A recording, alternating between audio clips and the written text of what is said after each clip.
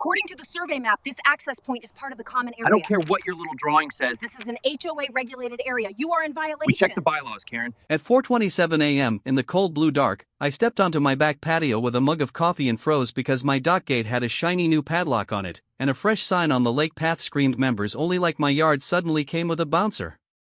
The air smelled like wet asphalt from last night's rain, and a motion light kept blinking at me like I was the thief. I shook the lock. Solid. I leaned closer and saw a zip-tie tag with the HOA logo dangling like a little trophy. Then a cruiser's headlight swept across the water and hit my face.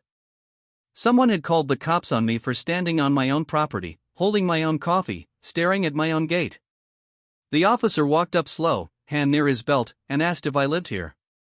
I pointed at my address number, still glowing on the mailbox. He looked embarrassed, like he'd been dragged out of bed for a prank. I told him the whole thing in one breath, and that's when I realized what this fight was really about. HOA padlocked my dock gate and posted members only on the lake path. Then I pulled the riparian rights. Because it wasn't just a lock. It was control. It was Karen from the board control. And right on cue, she appeared in a puffy vest and matching smug face, holding a clipboard like it was a badge. She said, "Residents have complained. The lake access is for members only. You've been using it without approval." I said, "It's my dock gate." She smiled and said, "Not anymore." At 9:00 a.m. I went to the clubhouse, calm voice, open hands, trying the adult way first. I asked the manager to call the HOA president.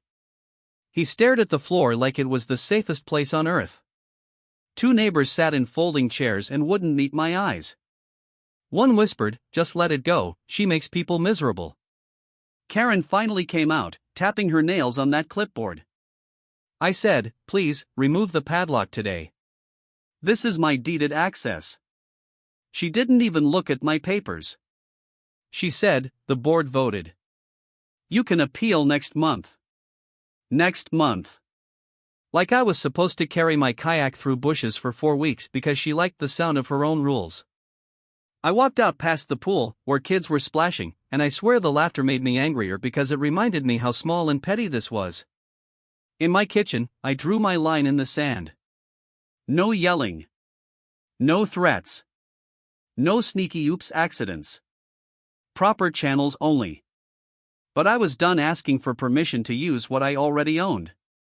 I started a receipts montage right there on the table.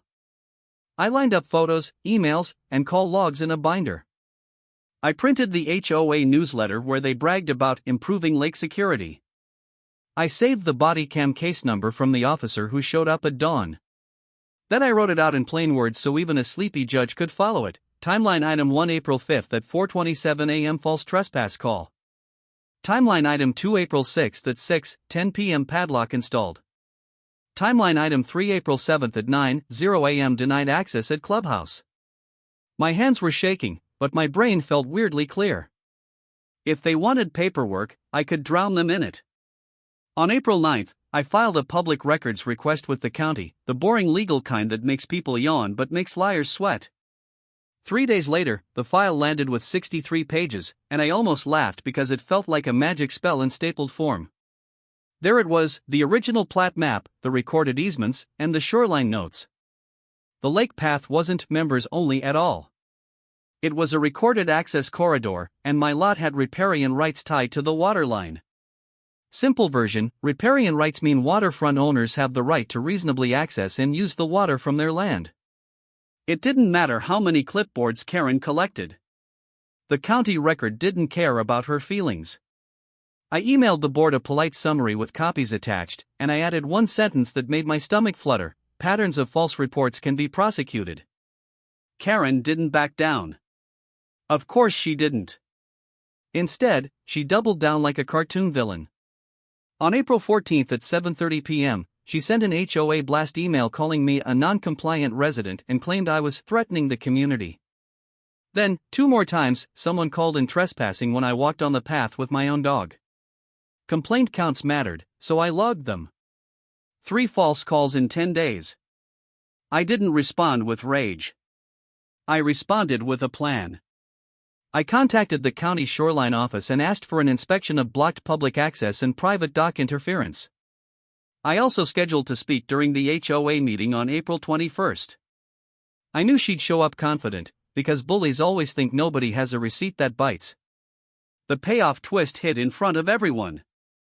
The meeting room was packed, and people were already filming on their phones because drama is the only sport our neighborhood fully commits to. Karen sat up front, chin high. When my turn came, I stood with my binder and a calm voice. I said, I'm going to keep this simple. Then I held up the county plat and the deed pages. I explained the lake path easement in kid-level words, and I explained riparian rights even simpler. I told them I wasn't trying to win, I was trying to unlock my gate and stop the false calls. Karen cut in, saying the board had authority. Right then, the county inspector walked in the back door with a badge and a folder, like the world's least flashy superhero. The room made this one big O sound. He said, "We received a complaint. This access cannot be blocked. Remove the signage and padlocks within 48 hours or fines will begin." Karen's face went from tan to tomato. Someone in the back whispered, "She's cooked," and it made people snort laugh like kids trying not to get caught. The inspector asked who ordered the lock. Karen tried to say the board, but every board member suddenly found religion and stared at the carpet.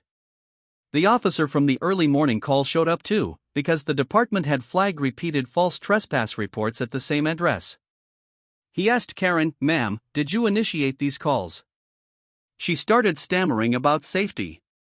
The officer said, "False reporting wastes resources." He didn't yell. He didn't need to. Her own emails and the call logs were louder than her voice.